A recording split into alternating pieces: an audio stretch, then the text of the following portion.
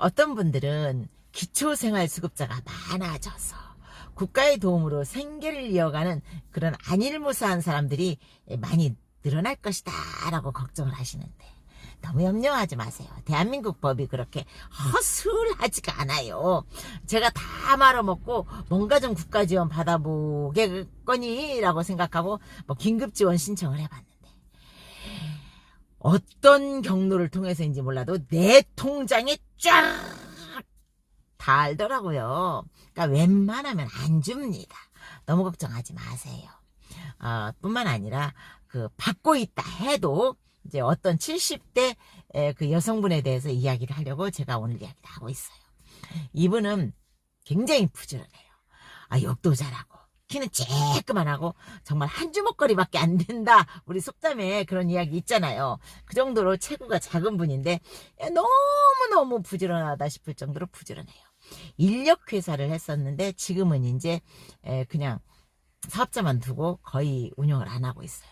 이분이 기초생활수급자였어요. 기초생활수급으로 한 달 한 달을 살면서 주거 지원도 받았지만 이게 아무리 아껴 써도 모자란대요. 그분 같은 경우는 병원을 안 가요. 병원 왜 내 돈 매칼없이 1,500원은 돈 아니냐, 안 간다라고 안 가더라고요. 1,500원도 그분들에게는 큰 돈이니까. 그래서 거의 병원도 안 가고 열심히 살면서 이제 어느 날 이제 그분이 그 인력회사를 한다고 했잖아요.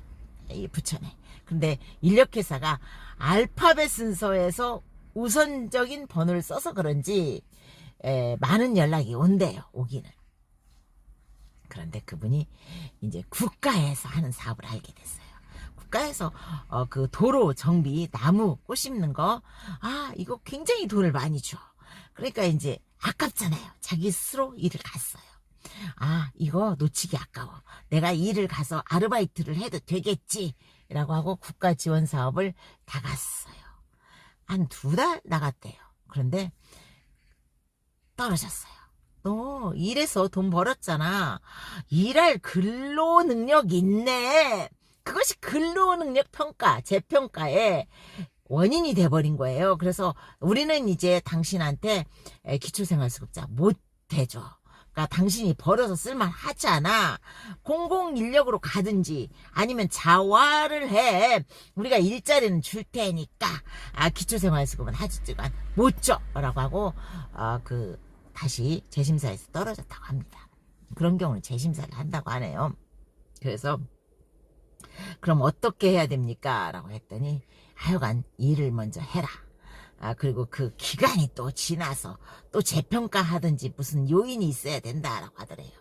통장에 돈은 없는데 이제 그 평가에서 또 떨어졌으니까 기초생활수급 못 받잖아요. 어떻게 살으면 좋겠냐고 저한테 연락이 왔어요. 그럼 요양보호사 하지 그렇습니까? 요양보호사 자격증이 있으니까. 근데 이분이 이제 70대이긴 하지만 몸도 건강하고 또 이제 일을 많이 했어요. 인력회사를 하기 전에 노가다에서 미장도 하고 이런저런 그런 바닥에서 일하는 일을 많이 하셔서 요령도 있어요. 이렇게 어떻게 이 상황에서 어떻게 일해야 된다라는 그런 센스가 많이 발달된 분이세요. 그러니까 요양원에서 이제 잠깐 일을 했나 봐요. 그런데 이제 이분이 70대인데 체격도 작고 또 얼굴도 동안이다 보니까 그 어르신들이 아줌마 이리 와봐요 라고 하면서 막 큰 소리를 쳤나 봐요. 그래도 자기 나름대로는 인력회사의 사장이었는데 많은 그 노동인력을 보내고 왔다 갔다 했는데, 물론 최근에는 안 하고 또 폭망한 상태이긴 하지만 그래도 예전에는 자기가 사람들을 노동하는 사람들이 또 오직 거칠어요. 그 거친 사람들을 자기가 다 보내고 데리고 오고 돈 주고 했기 때문에 이제 큰 소리 빵빵 쳤는데, 누워있는 어르신들 그분들에게 아줌마 물 갖다 줘요 이런 이야기 대어러더러는 아주 간간히는 요양보호사를 자기가 부려도 되는 사람이다 라고 생각하는 어르신들이 계세요. 어쩌면 좀 많을 수도 있어요. 하여간 그러니까 이제 이분이 굉장히 자존심이라는 게 상해서 도저히 못 있겠더래요. 그래서 한 달 버티고 났더니 그렇게 죽어라 일한 대가가 200만 원이더라. 200만 원 받고 내가 거기서 그 일 하겠느냐. 더군다나 똥도 치우고 식사 다 하고 수시로 손 씻으면서 왔다 갔다 하다 보면은 그렇게 많이 걷는데 정말 하는 일에 비해서 보수가 너무 적더라.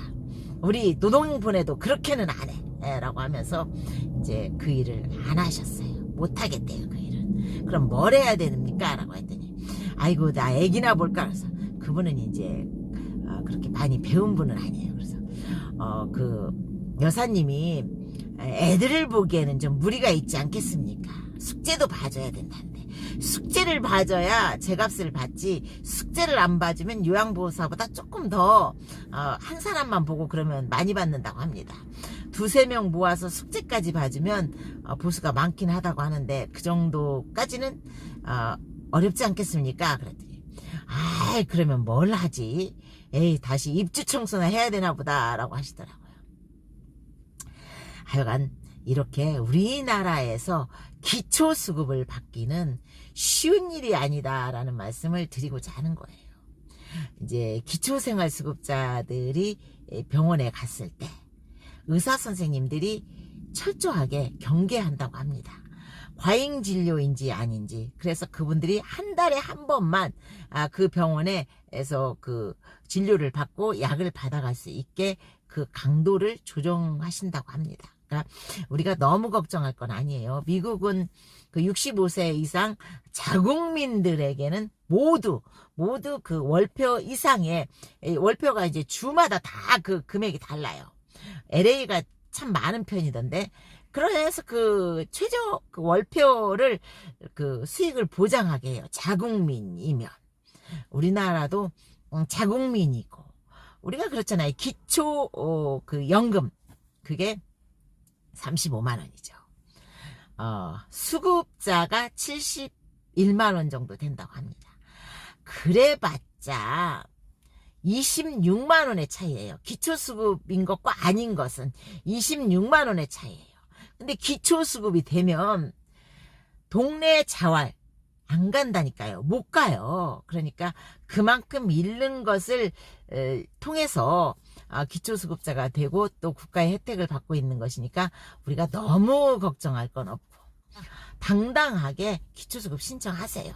못 받아서 못 받는 것이지 안 줘서 못 받는 것이지 우리가 기초수급을 받는다고 부끄러운 것은 아니고 절대로 국가에 폐를 끼치는 것은 아니에요. 하여간 저는 그렇게 생각하고 있어요. 하여간 얻는 것이 있으면 그만큼의 잃는 것이 있으니까 우리가 낸 세금으로 저들이 놀고 먹는다. 저들이 병원 투어하면서 우리들의 세금을 축낸다. 안 하셔도 되지 않을까라는 생각이 들어서 오늘 방송을 해봤어요.